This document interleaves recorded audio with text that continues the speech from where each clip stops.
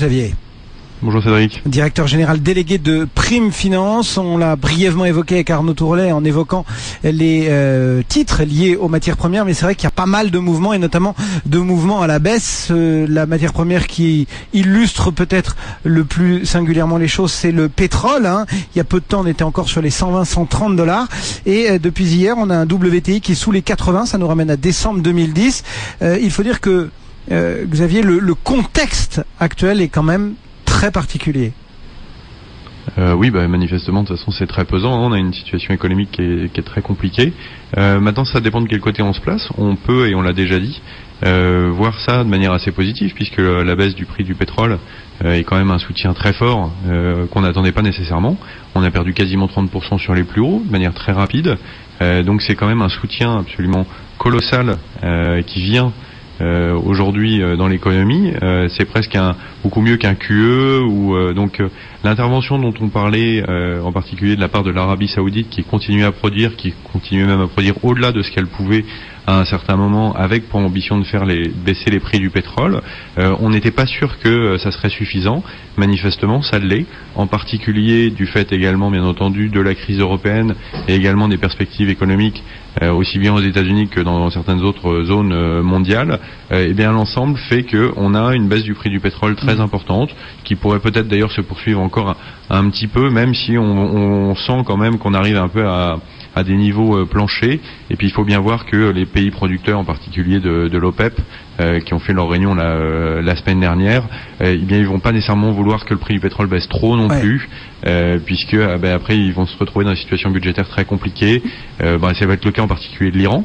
Bien sûr. L'Iran a quand même un prix de production qui est très supérieur presque au cours actuel. Mais on a vu aussi, excusez-moi de vous couper Xavier, mais on a vu aussi le phénomène se produire sur l'or, sur le cuivre, enfin sur la presque totalité des matières premières.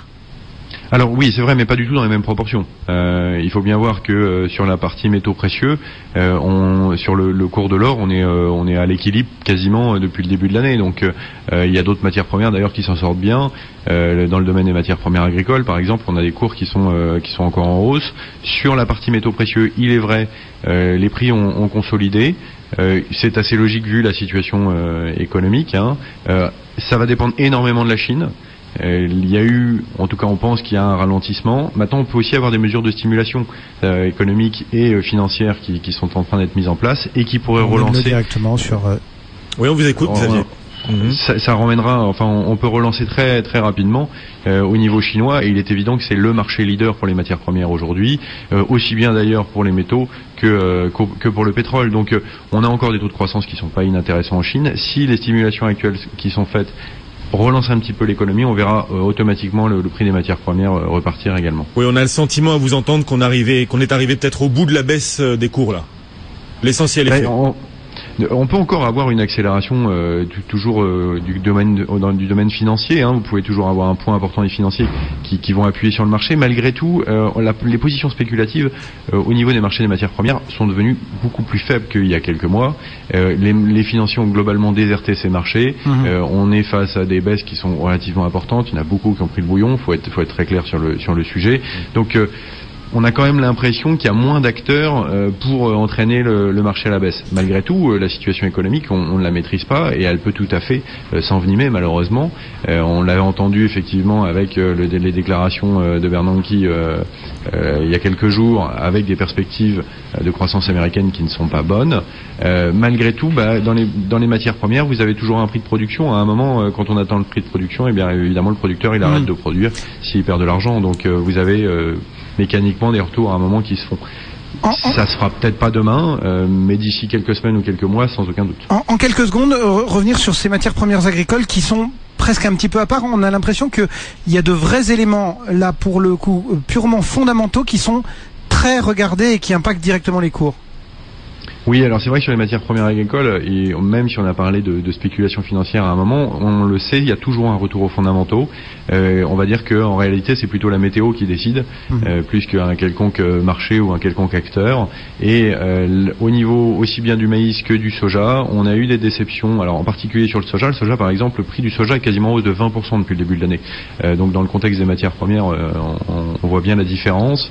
En revanche, sur le maïs ou sur le blé, c'est des marchés qui sont à peu près à l'équilibre en termes de prix depuis le début de l'année. Mais depuis quelques jours, on a une situation très tendue aux États-Unis avec des perspectives qui sont un petit peu inquiétante en termes de production de maïs. On attendait des rendements très importants et la météo qui est très sèche aujourd'hui avec beaucoup de chaleur pourrait malheureusement réduire les espérances de rendement et donc à ce moment-là avoir à nouveau des tensions sur les marchés de matières premières. En gros, c'est l'inverse de chez nous, quoi. Sécheresse, oui, en ce moment c'est absolument. Ouais. Sécheresse et chaleur, c'est pas pour le maïs français.